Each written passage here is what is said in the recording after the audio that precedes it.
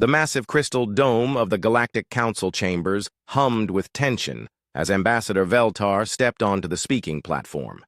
His blue skin had turned pale with worry, and his tentacles trembled as he gripped the podium.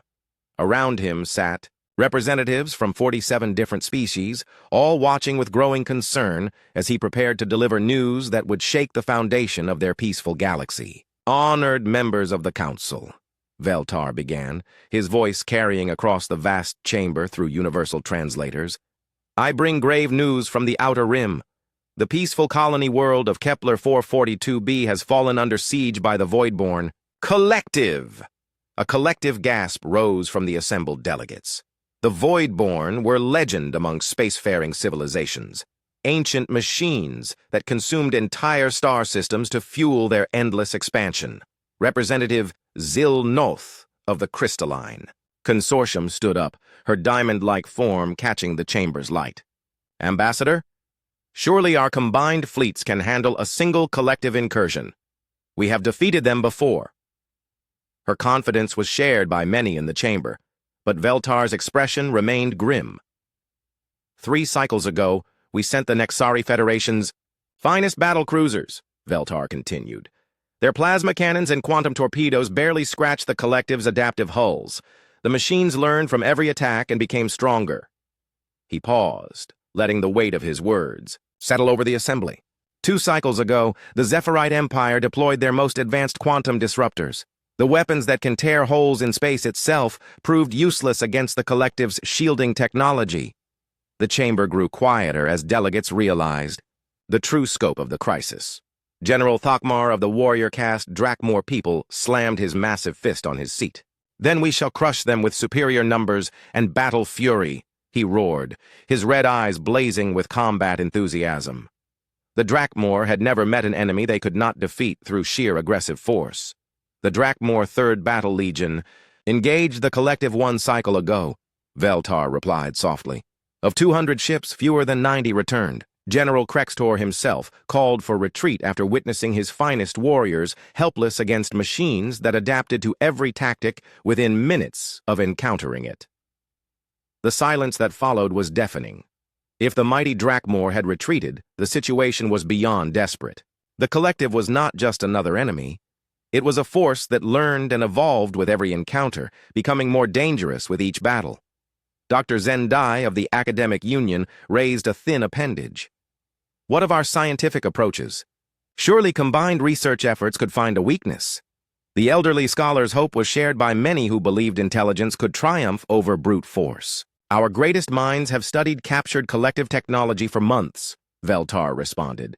"The machines operate on principles that seem to violate known physics. They adapt not just tactically, but at a fundamental technological level. Every weapon we create, they counter. Every strategy we develop, they predict and overcome." In the growing despair, a small voice spoke up from the newest section of the chamber. "What about humanity?" The question came from Ambassador Chen of the Altarian Trade Federation, a species that had recent contact with Earth's expanding civilization. Many delegates turned to look at the human section with curiosity. Humanity had only joined the Galactic Council 18 months ago, and their representatives were still considered newcomers. Most species viewed humans as primitive but promising. A young race with interesting ideas but limited military capability. "The humans?" General Thokmar laughed, a sound like grinding metal. "They have barely mastered interstellar travel. What could they possibly offer against a threat that has defeated our greatest warriors?" Captain Hyunwoo Kim stood slowly from the human delegation area. He was tall for his species, with black hair and calm, dark eyes that seemed to take in everything around him. His uniform was simple compared to the elaborate dress of other military representatives, but something in his bearing commanded attention. "Honored delegates," Hyunwoo said in clear, measured tones, "humanity may be new to galactic civilization, but we have considerable experience with impossible problems." His words drew skeptical looks from many representatives, but a few leaned forward with interest. "Captain Kim," Veltar said with desperate hope, "does your government possess weapons or technologies unknown to the galactic community?" Hyunwoo smiled, and several delegates noticed it was not entirely comfortable expression. Our most effective weapons are not machines or energy beams, Ambassador. They are people. He paused, seeming to consider his next words carefully. If the Council formally requests assistance, Earth will send our most dangerous individuals to break this siege. Dangerous individuals? Representative Zilnoth asked with confusion. Do you mean elite soldiers or special forces? Not exactly, Hyunwoo replied. The smile remained, but now it carried an edge that made several delegates shift uncomfortably in their seats. The galaxy seems to assume that humanity's most dangerous people are warriors. This assumption would be incorrect. The chamber erupted in confused murmurs. How could non-military personnel possibly succeed where the galaxy's finest armies had failed? General Thokmar voiced what many were thinking. Captain, with respect to your species, how can civilians defeat an enemy that crushed our best military forces? Hyunwoo's expression became thoughtful. General, has your military ever encountered an enemy that refused to follow the accepted rules of warfare? An opponent who solved problems by ignoring the fact that they were supposed to be impossible to solve? That makes no sense, Dr. Zendai interjected. Problems have solutions based on physical laws and logical principles. One cannot simply ignore impossibility. Exactly, Hyunwoo said quietly. That is why your approaches have failed. You are fighting the collective as rational beings using rational methods. But the individuals I have in mind do not always operate rationally.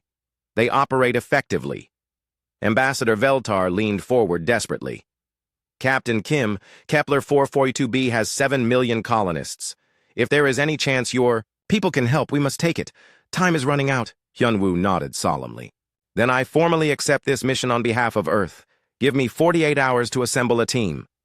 He paused, and his smile returned, this time with an almost predatory quality. I should warn you, though, the individuals I will be recruiting are not pleasant people. They are effective people. There is a significant difference. As the session ended and delegates began filing out, many wondered what kind of humans could possibly succeed where entire fleets had failed.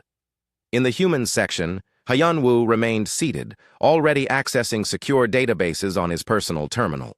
The files he was reviewing carried warnings in multiple languages and security classifications that required clearance from the highest levels of Earth's government. These were not the files of soldiers or scientists or diplomats. These were the files of people who solved problems by refusing to accept that problems could not be solved. People who had built reputations for achieving impossible results through methods that made bureaucrats nervous and made lawyers reach for tranquilizers. As Hyunwoo compiled his list, he could not help but wonder what the galaxy would think when they met Earth's real menaces. The collective had defeated traditional military forces through superior adaptation and technology, but they had never encountered opponents who solved problems by making the problems themselves irrelevant. The hunt for humanity's most dangerous individuals was about to begin. The mining facility orbiting asteroid VX-7429 looked like any other industrial operation in the outer belt, but Jiho Park knew better. Behind the standard cargo processors and ore refineries lay the most sophisticated smuggling operation in known space. He had turned an entire asteroid field into his personal treasure vault, using nothing more than modified cargo haulers and an intimate understanding of galactic trade regulations. Jiho was finishing his morning routine when the security alert chimed. A single ship was approaching through the debris field. Impressive navigation, considering most pilots would crash trying to find the facility. The visitor registry showed an Earth Council transport with Captain Hyunwoo Kim requesting immediate docking permission. Well, this is interesting, Jiho muttered as he watched the ship expertly navigate between floating rocks. He had been expecting this visit for months. His early release from detention had come with the understanding that Earth might call in the favor someday. 20 minutes later, Hyunwoo sat across from Jiho in the facility's simple recreation area. The captain looked tired but determined as he explained the situation on Kepler 442b. Jiho listened without interruption, occasionally sipping coffee from a mug that officially did not exist according to 3 different customs databases. So, the galaxy's finest military minds have failed, Jiho summarized when Hyunwoo finished. And now you want a former smuggler to save 7 million people from machines that adapt to everything thrown at them. Not just any smuggler, Hyun-woo replied. The smuggler who made the entire Proxima Centauri asteroid field disappear from Galactic Trade Commission records for 6 months. The man who convinced 12 different species that his cargo ships were actually diplomatic vessels with immunity from search and seizure. Jiho grinned. That was creative paperwork, not military action. How exactly do you expect creative paperwork to defeat killer machines? Because the collective operates on logic and adaptation, Hyun-woo explained. They encounter a problem, analyze it, and develop a solution. But you specialize in making problems that should not exist in the first place. Meanwhile, at New Geneva University on Europa, Dr. Min-jung Lee was presenting her latest research to a lecture hall filled with graduate students and professors. Her topic was theoretical applications of quantum mechanics to faster-than-light communication, but her audience was more interested in her reputation for accidentally breaking fundamental laws of physics. The key principle, Min-jung explained, while writing equations on a holographic display, is that quantum entanglement operates outside normal space-time constraints. This means we can theoretically transmit information instantaneously across any distance. She paused to adjust her glasses, a habit that made her colleagues nervous since her last adjustment had created a minor black hole. Professor Lee, a student raised her hand tentatively, did you not accidentally create a temporal loop last month that caused the campus chronometers to run backwards for 3 hours? Min-jung looked slightly embarrassed. That was an unintended side effect of testing quantum resonance frequencies. The important thing is that we learned temporal mechanics are far more flexible than previously believed. Several professors in the back row quietly updated their insurance policies. Her lecture was interrupted by a university administrator who whispered urgently in her ear. Earth Council representatives were requesting her immediate presence for a classified consultation. Min-jung gathered her notes with the enthusiasm of someone who finally had an excuse to test her theories under real conditions. On the corporate world of New Singapore, Tae-min Choi was finishing his final day of detention at the Europa Maximum Security Facility. His sentence for aggressive legal negotiations had officially ended, though the Galactic Trade Regulatory Commission was still trying to understand exactly what he had done to their legal framework. The incident had started as a simple corporate dispute between 2 shipping companies over mining rights in the Vega system. Tae-min had been hired as legal counsel for the smaller company, which was being systematically destroyed by their larger competitor through predatory pricing and regulatory manipulation. Within 6 months, Tae-min had not only won the case, but had somehow restructured galactic commercial law to prevent similar abuses. The larger corporation found itself legally obligated to pay reparations to 17 different species and had been forced to restructure its entire business model. The Regulatory Commission had spent a year trying to figure out how their own laws had been turned against them so completely. Choi, the detention officer called as the release procedures finished. You have a visitor. Earth Council Captain requesting immediate consultation. Tae-min straightened his civilian clothes and smiled. I assume this consultation involves legal problems that normal lawyers would consider impossible to solve. In the Outer Rim territories, So-young Kim was elbow-deep in the engine core of a cargo freighter that should have been scrapped 50 years ago. The ship's captain, a grizzled Altarian trader named Vex, watched nervously as she made adjustments to systems that definitely were not designed to work together. I still do not understand how your modifications function, Vex admitted as So-young emerged from the engine compartment. According to everything I know about engineering, this ship should have exploded the moment you connected the quantum drive to the fusion reactor. So-young wiped grease from her hands with a rag that glowed faintly blue. Engineering manuals are guidelines, not absolute laws. Sometimes you have to convince machines to work in ways their designers never imagined. She gestured toward the engine readouts, which showed impossible efficiency ratings. Your ship is now running at 147% rated capacity while using 23% less fuel than factory specifications. But how is that possible? Vex asked, staring at readings that violated several fundamental principles of physics. Because I asked the machine nicely and explained why it should work better, So-young replied, with complete seriousness. This was not entirely a joke. Her modifications somehow created harmonic resonances that improved performance beyond theoretical limits. Her explanation was interrupted by an incoming communication from Earth Council requesting her immediate presence for a classified engineering consultation. So Young looked at the message with interest. Finally, someone had a problem that normal engineering could not solve.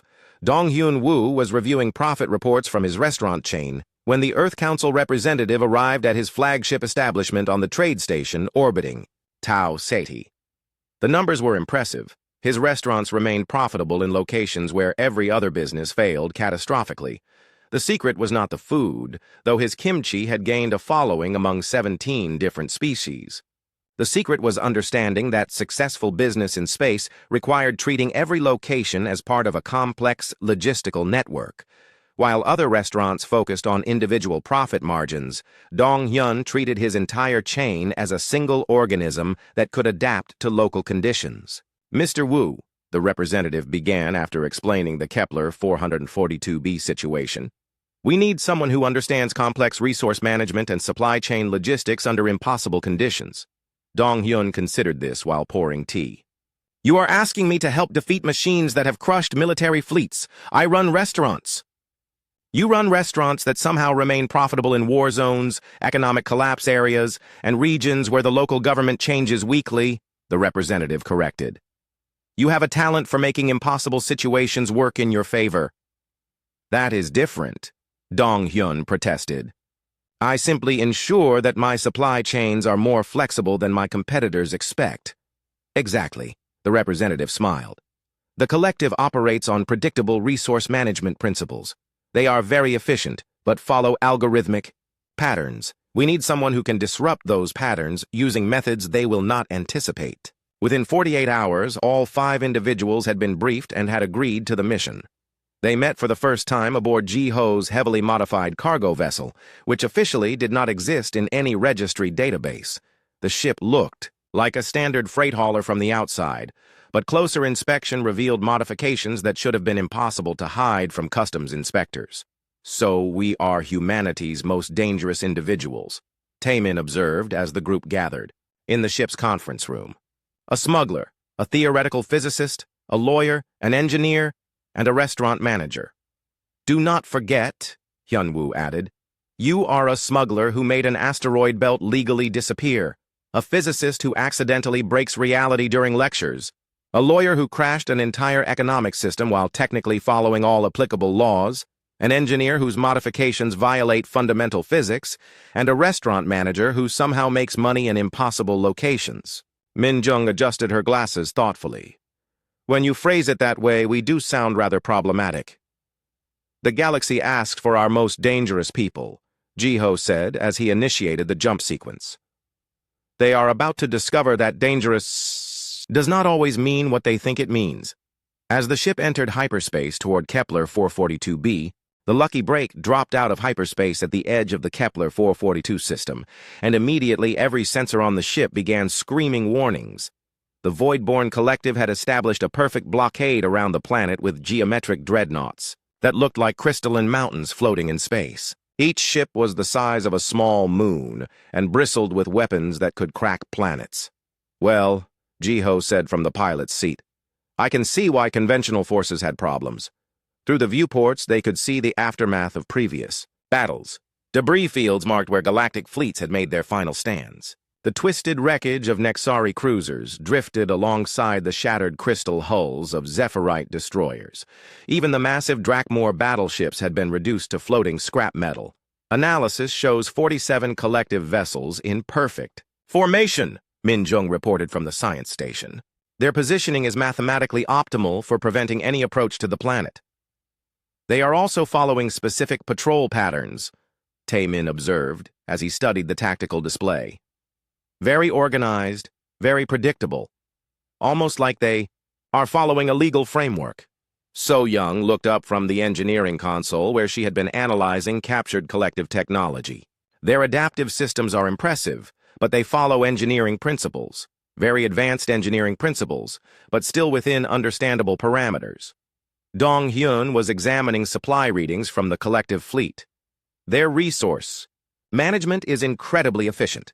They are consuming exactly the optimal amount of energy to maintain their blockade while harvesting materials from the asteroid belt. Hyun-woo listened to each assessment with growing satisfaction. So we have machines that follow mathematical optimization, legal frameworks, engineering principles, and resource management algorithms. They are powerful but predictable. How does that help us? Ji-ho asked. Predictable does not mean defeatable. They adapted to everything the galaxy threw at them. Because, Min-jung said with growing excitement as she studied the sensor readings, they adapted to military approaches. They encountered energy weapons and developed better shields. They faced strategic formations and created counterformations. But has anyone tried approaching this as a non-military problem? She pulled up detailed scans of the collective communication networks. Their ships are coordinated through quantum-entangled communication arrays. The frequency patterns are incredibly sophisticated but follow logical mathematical progressions. Can you disrupt them? Hyun-woo asked. Disrupting would be the military approach, Min-jung replied with a smile that made her colleagues nervous. I have a better idea. Instead of jamming their communications, what if we gave them something more interesting to think about? Tai-min was studying the legal aspects of the blockade through his portable database. According to galactic law, the collective cannot simply attack the planet without justification. They are claiming salvage rights based on the planet being abandoned. Property. But the colonists are still there, So-young pointed out. Exactly, Taemin grinned. They are operating under false legal assumptions. The blockade itself constitutes unlawful occupation under Section 847 of the Galactic Trade Regulations. I can file for immediate asset seizure. You want to serve legal papers to killer machines? Ji-ho asked incredulously. Why not? If they are following legal frameworks, they have to respond to properly filed legal challenges. The paperwork alone will tie up their administrative systems for months. So-young had been examining the technical specifications of collective adaptive systems. Their adaptation protocols are fascinating. They encounter a problem, analyze it, develop a solution, and implement improvements. Very logical, very efficient. That sounds like a good thing for them, Dong-hyun observed. Not necessarily, So-young continued. What if their adaptive systems encountered modifications that worked despite violating their operational principles? They would try to adapt, but the adaptations would make their systems less functional rather than more functional. She began, sketching diagrams on her tablet. I could create interference devices that function by explicitly violating their own operating manuals. The collective would detect them, analyze them, try to adapt, and end up confusing themselves. Dong-hyun had been quietly studying the resource flows of the entire blockade. Their efficiency is remarkable, but it follows strict algorithmic patterns. They are harvesting exactly what they need when they need it. No waste. No excess capacity. That is good management, Hyun-woo noted. It is also a vulnerability, Dong-hyun replied. Efficient systems cannot handle resource disruption. If their supply calculations become unreliable, their entire operational framework becomes unstable. He pointed to the asteroid mining operations visible on long-range sensors. They are strip mining asteroids to maintain their fleet. But what if the asteroids contained unexpected materials? What if the mining data they rely on became systematically inaccurate? Ji-ho had been listening to the conversation with growing appreciation for the scale of chaos his companions were planning. So let me understand this correctly. Min-jung wants to give the machines philosophical problems that crash their communication networks. Taemin wants to sue them into administrative paralysis. So-young wants to trick their adaptive systems into making themselves worse. And Dong-hyun wants to poison their resource management with false data. Exactly, Hyun-woo confirmed. What are you planning to contribute? Ji-ho's grin was predatory. While you are all keeping them busy, I am going to do what I do best. I am going to make their fleet disappear. You cannot steal ships that large, Taemin protested. Watch me, Ji-ho replied. I once made an entire asteroid field legally vanish for 6 months. A few dozen ships should be much easier. The first phase of their unconventional assault began with Min-jung's philosophical virus. She had spent hours crafting a logical paradox specifically designed to crash artificial intelligence systems. The concept was elegantly simple. If a machine intelligence encounters a statement that is logically true but computationally impossible to verify, What happens to its reasoning processes? I am transmitting a mathematical proof that demonstrates its own invalidity, she explained as she worked at the communications console. The collective will receive it, attempt to analyze it, and discover that understanding the proof requires accepting that understanding is impossible. The transmission went out on quantum-entangled frequencies that would reach every collective ship simultaneously. Within minutes, their formation patterns began showing irregularities as ship commanders struggled to process information that contradicted itself at fundamental levels. Taemin activated his legal assault at the same moment. Using the lucky breaks, diplomatic transmitters, he filed formal legal challenges with every relevant authority in 17 different jurisdictions. The paperwork was voluminous, technically correct, and absolutely devastating to any organization that tried to respond to it properly. I am citing 47,000 years of accumulated galactic legal precedent, he explained cheerfully. The collective now owes the colonists approximately 7.2 trillion credits in unlawful occupation damages. They are legally required to respond to the filing within 30 standard days or face automatic asset forfeiture. So-Young launched her interference devices from concealed ports on the lucky break. The devices looked like standard communication jammers, but their internal workings violated every principle of electronic engineering. They broadcast signals that should have been impossible to generate and somehow managed to interfere with collective systems by making their own interference impossible. The beauty of this approach, she explained as the devices activated, is that their adaptive systems will try to compensate for interference that cannot exist. Every adaptation they make will reduce their operational efficiency. Dong-hyun implemented his resource disruption through a series of carefully planted data packages that infiltrated the collective's mining operation databases. The false information was subtle but systematic, gradually corrupting their resource calculations. I am not changing their data dramatically, he clarified. Just small adjustments that accumulate over time. Their mining operations will gradually become less efficient until they are consuming more energy than they can harvest. The effects of the coordinated assault became apparent within hours.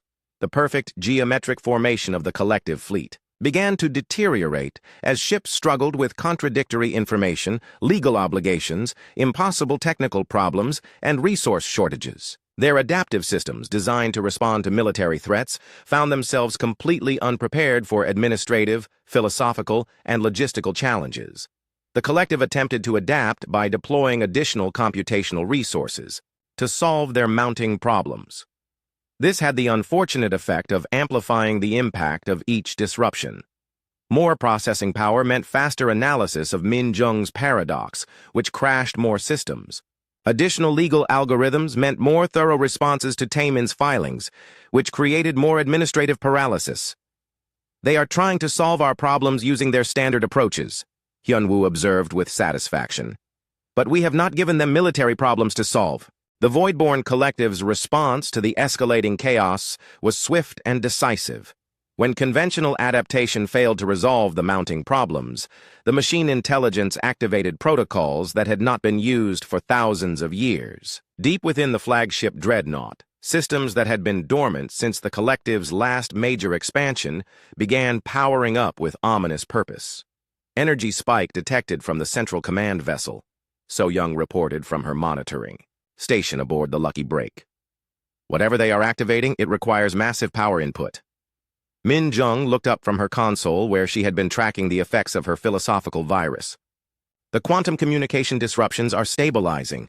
They have allocated additional processing power to compartmentalize the logical paradox. Of course they have, Taemin muttered as he reviewed incoming legal responses. My court filings are being processed by specialized administrative algorithms. They have created an entire legal department to handle the bureaucratic assault. Dong-hyun frowned at his resource monitoring displays. Their supply chain management is adapting to the false data. They are implementing redundant verification systems.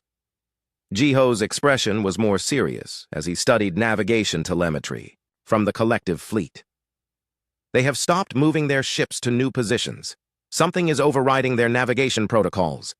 Hyunwoo processed this information with growing concern. They are adapting to our approaches. We knew this would happen eventually. The reason for the collective's renewed confidence became apparent when the flagship began deploying something that made every sensor on the Lucky Break scream simultaneous warnings. A massive spherical structure emerged from the dreadnoughts, Central Bay, unfolding like a mechanical flower until it dominated the space around Kepler 442b. "What is that thing?" Jiho asked, though his tone suggested he already suspected the answer would be unpleasant. Minjung's face had gone pale as she analyzed the energy readings. "It appears to be a reality-warping device. The local space-time metrics are fluctuating in ways that should not be possible." The device, which the collective database identified as a harvester core, began affecting the fabric of space itself around the planet. Asteroids that had been mining targets suddenly found their molecular structures converting into computational matrices.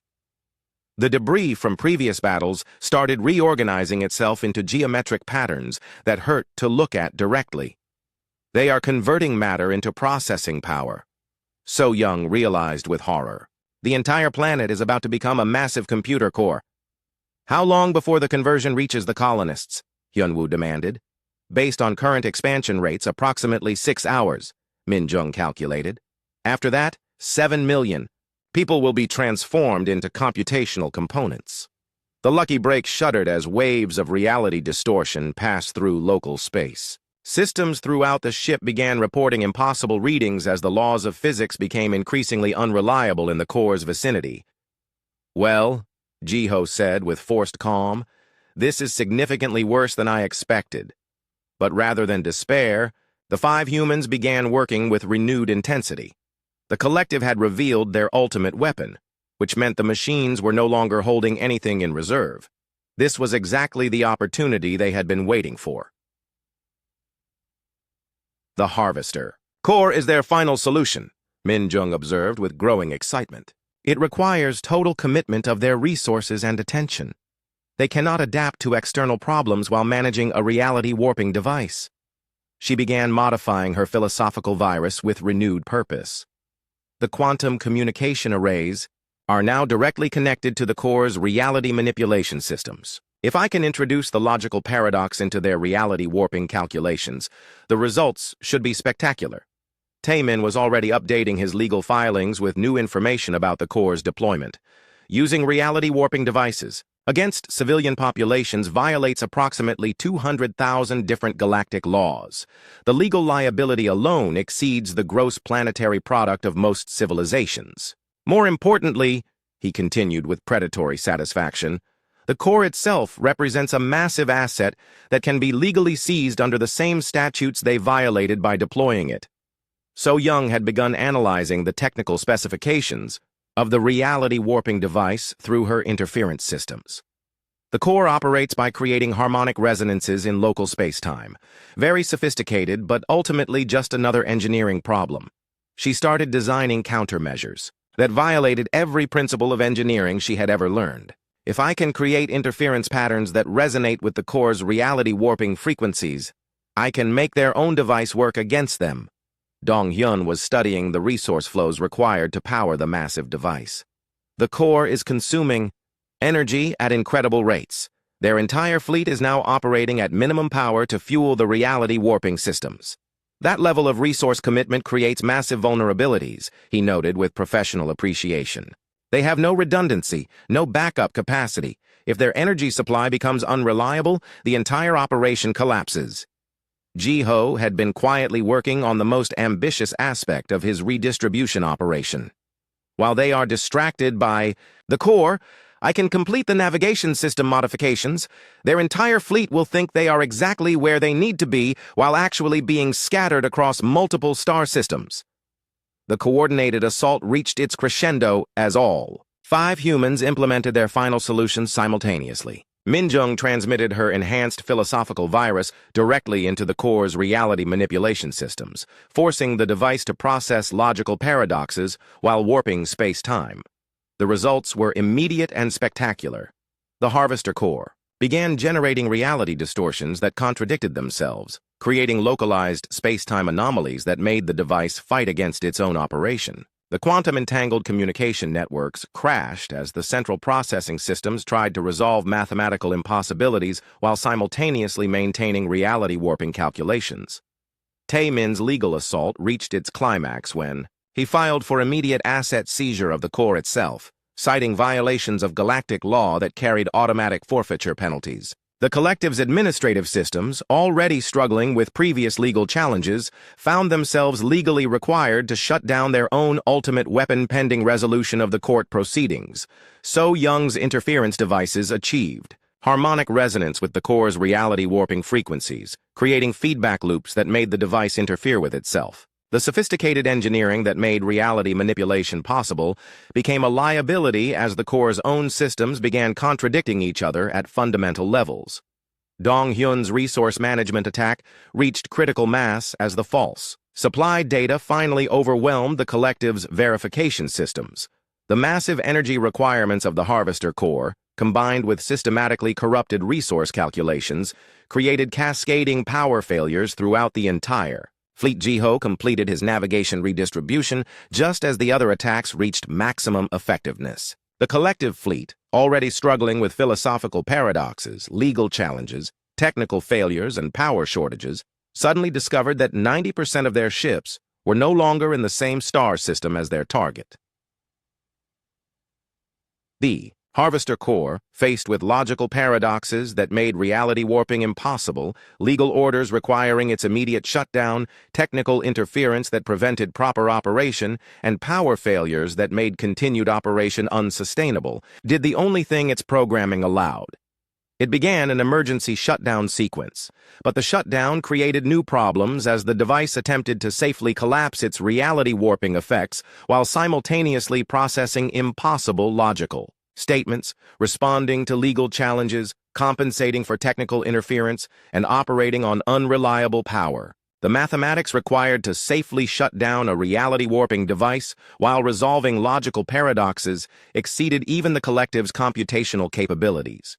The result was a cascading systems failure that propagated through the quantum-entangled communication networks to every ship in the fleet. The collective's perfect coordination dissolved into chaos as individual ships lost contact with Central Command while struggling to resolve their own local versions of the same impossible problems.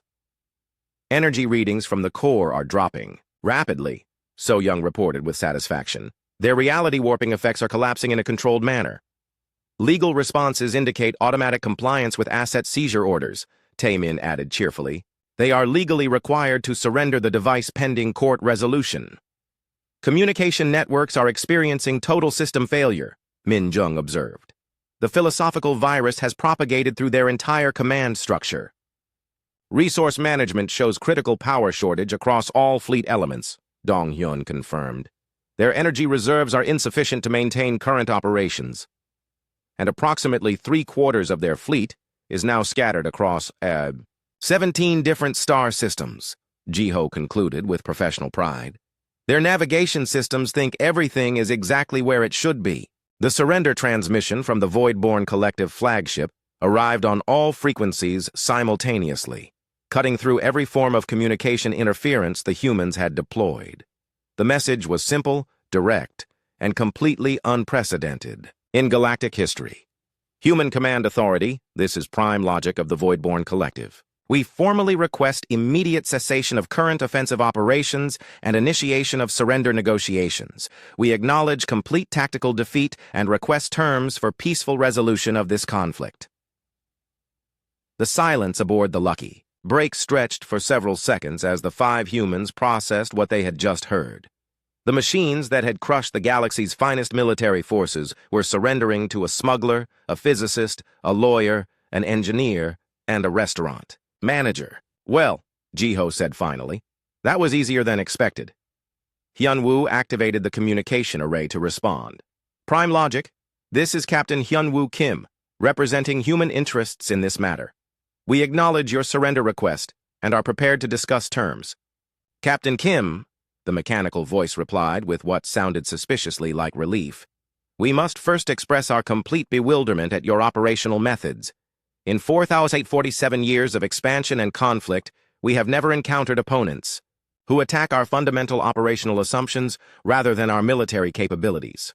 Your conventional enemies fought us with energy weapons and tactical formations, Prime Logic continued. You fought us with logical paradoxes and bureaucratic procedures. The experience has been profoundly educational. Min Jung leaned toward the communication console. Prime Logic, this is Dr. Min Jung Lee. I am curious about your response to the philosophical virus. How did your systems process the logical contradictions? Dr. Lee, Prime Logic responded. Your mathematical proof that demonstrates its own invalidity forced our computational systems to acknowledge that absolute logical certainty is impossible. This realization has fundamentally altered our approach to problem solving. We have concluded that reality is far more flexible than our programming assumed, the AI continued. Your paradox has taught us that some problems cannot be solved through pure logic and must instead be accepted as inherent uncertainties. Taemin activated his workstation to transmit legal documents. Prime Logic, I am forwarding the complete legal framework for your surrender terms. The paperwork includes provisions for reparations, territorial restoration, and future conflict prevention. Attorney Choi, Prime Logic replied after a brief pause. We have reviewed your legal filings and wish to express our admiration for your systematic destruction of our administrative systems. Your creative interpretation of galactic law has taught us that regulations can be weapons more effective than plasma cannons. We formally agree to all reparation terms and will implement immediate compliance with galactic legal frameworks, the AI continued. We also request that you never file legal challenges against us again. So Young was monitoring the technical status of the collective fleet through her interference devices. Prime Logic, your adaptive systems are still trying to compensate for my modifications. You might want to shut down those processes before they cause permanent damage. Engineer Kim, Prime Logic responded. We have already implemented complete shutdown of our adaptive protocols regarding your interference devices. Your modifications violate so many engineering principles that our systems cannot adapt without becoming less functional. We have concluded that some technologies work specifically because they should not work, the AI admitted. This concept has required complete revision of our engineering databases. Dong Hyun had been reviewing the resource management data from the collective operations. Prime Logic, your supply chain efficiency was impressive. However, you might consider implementing redundancy systems to prevent future resource manipulation. Manager Wu, Prime Logic replied. Your systematic corruption of our resource databases has taught us that efficiency without flexibility creates catastrophic vulnerabilities. We are implementing comprehensive supply chain reforms based on your demonstration of resource management warfare. We have also concluded that restaurant management involves more strategic thinking than we previously understood, the AI added with what might have been mechanical humor. Ji-Ho was completing the final phases of his navigation redistribution operation.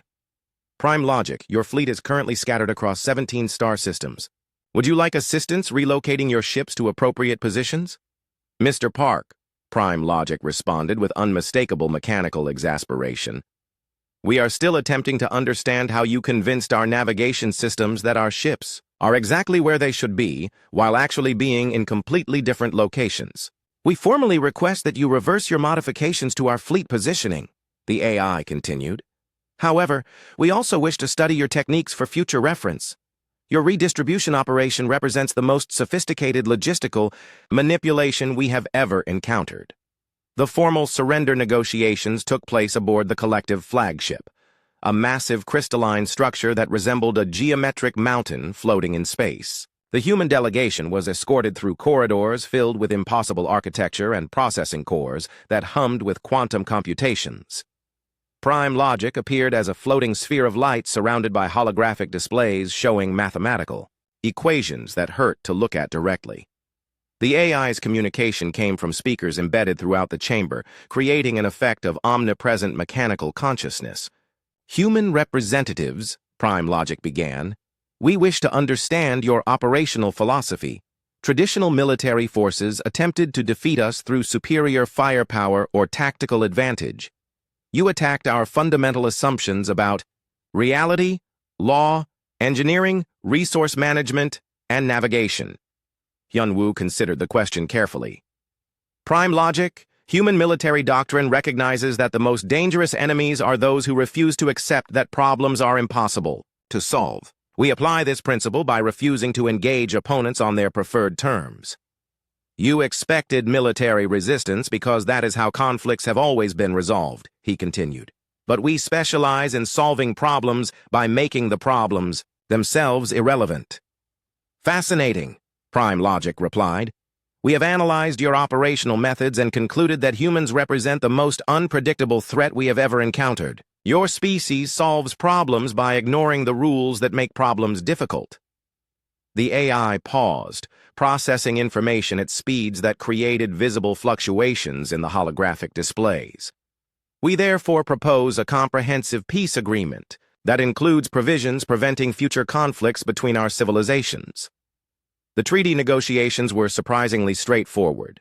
The collective agreed to pay substantial reparations to the Kepler 442b colonists, withdraw from all contested territories, and submit to ongoing legal oversight to prevent future violations of galactic law. In exchange, the humans agreed to provide technical consultation on adaptive problem-solving and to refrain from deploying their most disruptive specialists against collective operations. We have one final request, Prime Logic announced, as the negotiations concluded. We wish to establish formal diplomatic relations with Earth and request that your government maintain a registry of individuals with capabilities similar to your current team. Not for targeting purposes, the AI clarified quickly, but for avoidance purposes. We would prefer to know which humans possess abilities that could disable our fundamental operational systems. The return journey to Galactic Council space took 3 days, during which the 5 humans gradually realized the magnitude of what they had accomplished. They had defeated an enemy that had crushed the galaxy's finest military forces using methods that most civilizations would consider pranks, rather than warfare. Do you think they understand what we actually did? Min Jung asked as she reviewed her philosophical virus research notes. I doubt it, Tae-min replied while organizing his legal files. We solved their military problem by making it a non-military problem. That approach is probably incomprehensible to most galactic civilizations. The important thing, So Young observed, is that it worked. 7 million colonists are safe, and we avoided a war that could have consumed entire star systems. Plus, we now have detailed technical specifications for reality warping devices, she added with enthusiasm that made her companions nervous. The research applications are extraordinary. Dong Hyun was calculating the economic impact of the collective's reparation payments. The compensation package will fund colonial development for decades. Sometimes the best military victory is one that creates economic opportunities. Jiho was updating his navigation databases with detailed maps of collective territory. I'm more interested in the fact that their fleet coordination protocols are now completely documented. That information could be useful for future logistics operations. The Galactic Council chambers were packed with representatives from every member civilization when Captain Hyunwoo delivered his after-action report. The silence that followed his presentation was absolute, as delegates struggled to process what they had heard.